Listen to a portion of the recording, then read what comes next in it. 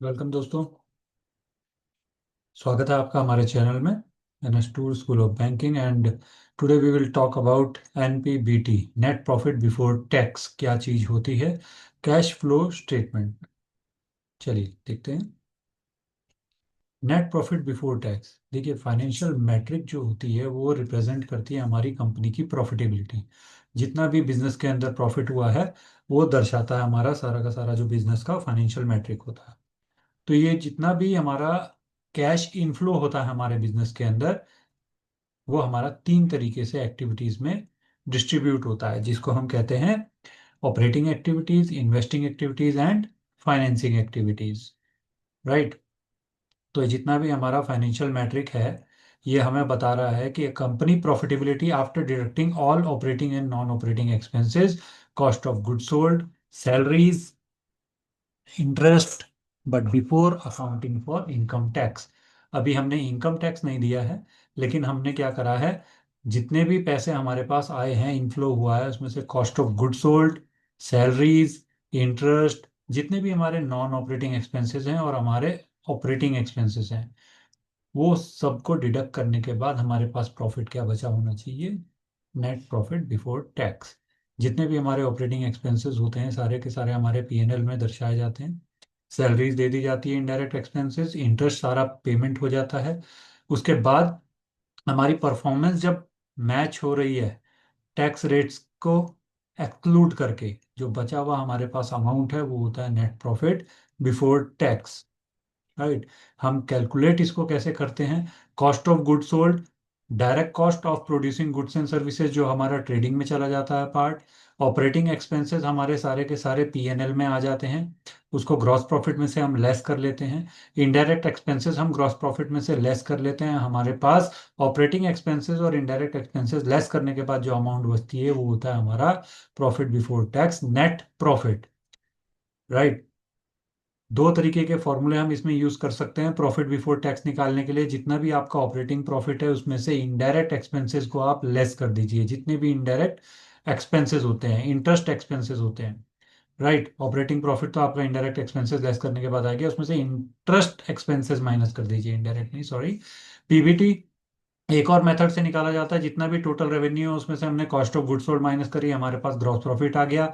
Operating expenses हमने PNL में सारे लेस कर दिए, और ऑपरेटिंग एक्सपेंसेस में से इंटरेस्ट एक्सपेंसेस भी हम लेस करके चले गए, तो हमारे पास क्या नेट प्रॉफिट बच जाएगा? Pure calculation of net profit before tax. अभी हमने टैक्स नहीं दिया है, हमारी एक्टिविटी में जितना भी ऑपरेटिंग एक्टिविटी से हमारे पास पैसा आया था उसमें से हमने ऑपरेटिंग एक्सपेंसेस को लेस कर दिया है, और इंटरेस्ट जो हमें देना था उसको भी हमने लेस कर दिया है। तो जो हमारे पास बचा है उसको हम नेट प्रॉफिट कहेंगे। की डिटेल्स कौन कौन सी हो जाएंगी इसके पास? इसमें हमारे पास एक तो ऑपरेटिंग एक्सपेंसेस की बात करी हमने, और नॉन ऑपरेटिंग एक्सपेंसेस की बात करी। उसमें से हम रेवेन्यू को अलग रख देंगे, रेवेन्यू में से इन दोनों एक्सपेंसेस को हटा देंगे। It can also be calculated as net profit before tax, gross profit में से operating expenses, interest and all other non operating expenses आप लेस कर देंगे, नेट प्रॉफिट बिफोर टैक्स। यही दो फॉर्मूले आपके यूज होते हैं। नेट प्रॉफिट बिफोर टैक्स हम कैश फ्लो में इनडायरेक्ट मेथड में सबसे पहले नेट प्रॉफिट बिफोर टैक्स लिया जाता है, उसके बाद आपका कैश फ्रॉम ऑपरेशंस निकाला जाता है। नेट प्रॉफिट अकेले ये नहीं बताता कि हमें इतना कैश ऑपरेटिंग एक्टिविटी से मिला है, कुछ एडजस्टमेंट होती है जिसके बारे में अभी हम पढ़ते हैं। लोकेशन क्या है इसकी? नेट प्रॉफिट हमें net income profit after tax line कहाँ पर मिलता है? हमारा पीएनएल में। पीएनएल से हमें नेट प्रॉफिट मिलेगा, उसमें एडजस्टमेंट होंगी, तब नेट प्रॉफिट बिफोर टैक्स निकाला जाएगा। पर्पस क्या होता है? It allows investor to analyse core business performance without the distortion of tax regulation. Core business में इन्वेस्टर को एनालाइज करने का मौका देता है नेट प्रॉफिट बिफोर टैक्स, कि कितना हमें इस बिजनेस के अंदर इन्वेस्ट करना चाहिए, कितना नहीं करना चाहिए, without distortion of tax regulation. Synonyms often refer to as earning before tax, EBT भी बोला जाता है इसको, या फिर प्री टैक्स इनकम, ईबीटी आपका रेशियो एनालिसिस में भी आता है। Net profit before tax is crucial for evaluating business health, as it shows if a company can generate profit from its core operations before government takes its share. Government को अभी हमने tax नहीं दिया है, उससे पहले हमारे पास टोटल प्रॉफिट कितना है बिजनेस के अंदर, जो हमने पूरे साल भर मेहनत करके सारी एक्टिविटीज करके, ऑपरेटिंग एक्टिविटीज करके हमने पैसा जनरेट किया है, उसको हम बोलते हैं नेट प्रॉफिट बिफोर टैक्स। ये हमने देख ही लिया। नेट प्रॉफिट बिफोर टैक्स निकालने के लिए आपको चार चीजें, जितने भी प्रॉफिट का पार्ट होता है, चाहे आप वो जनरल रिजर्व में ट्रांसफर करें, चाहे आपको रिफंड मिला हो, रिफंड को आप लेस कर देंगे, रिजर्व में माइनस कर देंगे, प्रपोज डिविडेंड होते हैं आपके जो शेयर होल्डर्स को दिए जाते हैं, और इंटरिम डिविडेंड होते हैं। ट्रांसफर टू रिजर्व होता है, रिफंड ऑफ टैक्स और एक्स्ट्रा ऑर्डिनरी आइटम्स। इन चारों को आप नेट प्रॉफिट बिफोर टैक्स बोल सकते हैं, क्योंकि ये इन्हीं का पार्ट होगा जो आपने एक्सक्लूड करके रखा था।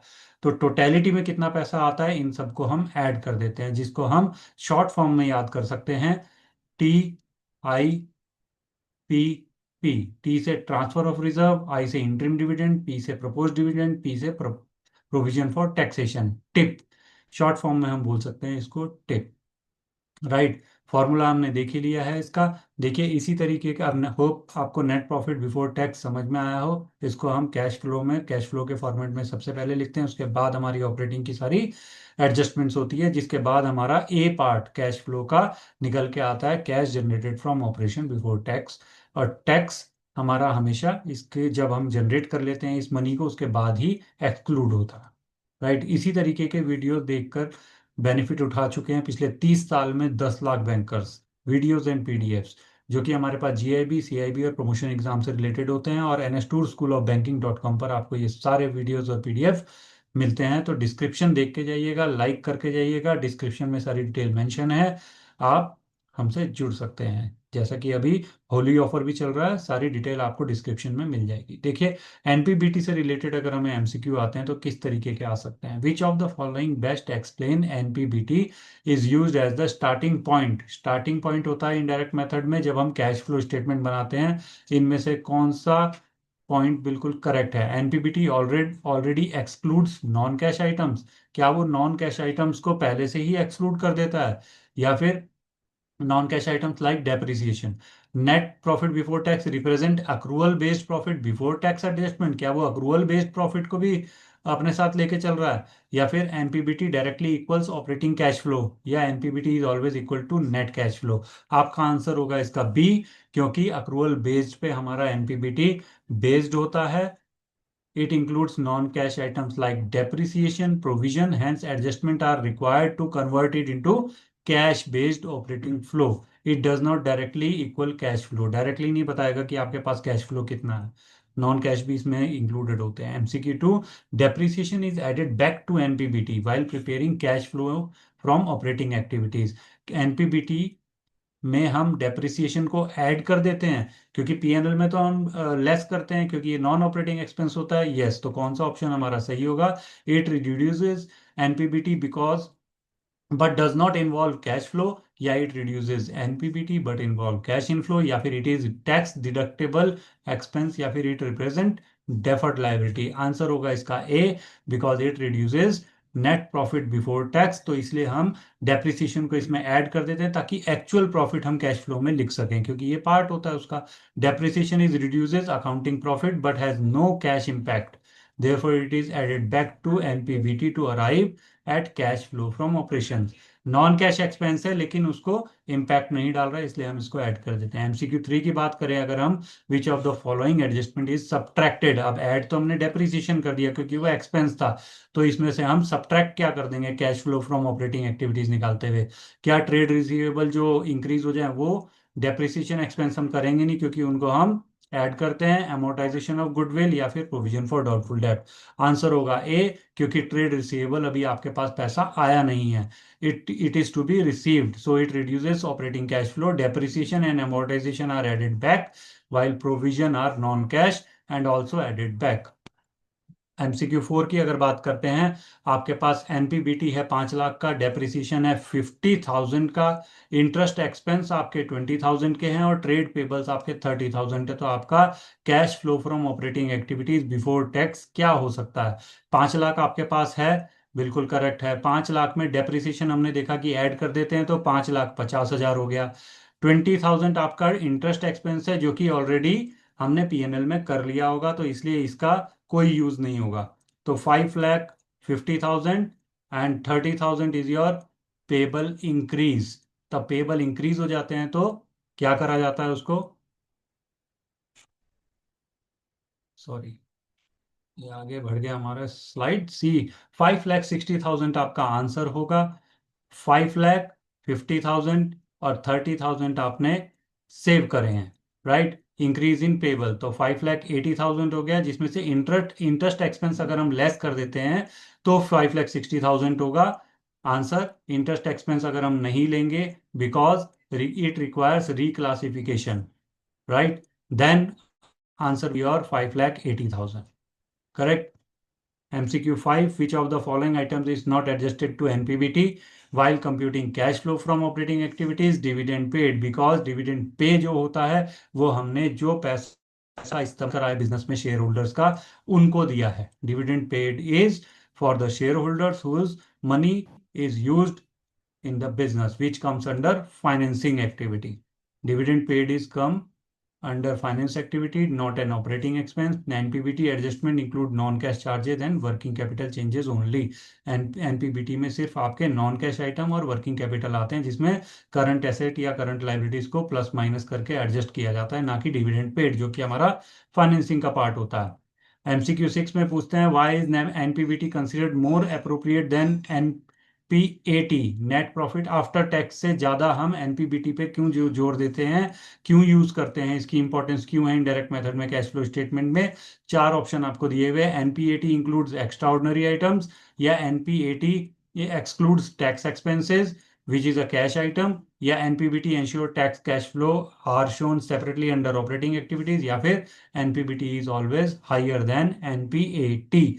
Answer is C, NPBT allows tax payment refunds to be shown distinctly under operating activities, ensuring clarity in cash flow reporting. NPAT is already adjusted for tax. जब हम टिप निकालते हैं, एनपीबीटी को निकाला जा रहा है करंट ईयर प्रीवियस ईयर के प्रॉफिट में से नेट प्रॉफिट लेंगे, उसके बाद टिप को ऐड कर देंगे।